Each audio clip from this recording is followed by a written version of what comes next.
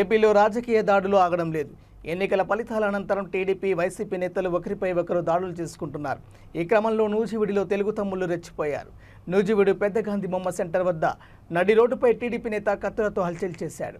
ఓ వ్యక్తిపై అందరూ చూస్తుండగానే కత్తితో దాడికి దిగాడు. మాచర్లలో టీడీపీ నేతలు, కార్యకర్తలు రెచ్చిపోయారు. వైసీపీ పార్టీ స్టిక్కర్ ఉన్న కారును ధ్వంసం చేశారు. ఈ వీడియోను వైసీపీ ట్విట్టర్ ఖాతాలో పోస్ట్ చేశారు. ప్రస్తుతం ఇది సోషల్ మీడియాలో వైరల్గా మారింది.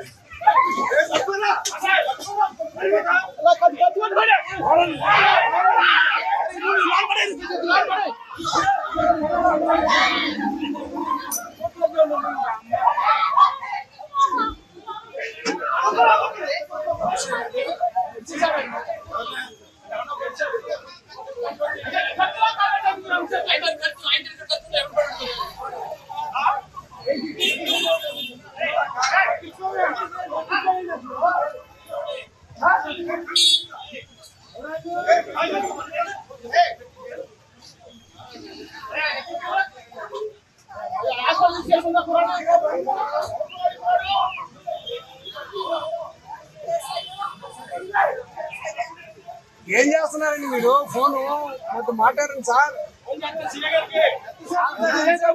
ఎత్తుకున్నారేం సార్ సీఏ గారికి?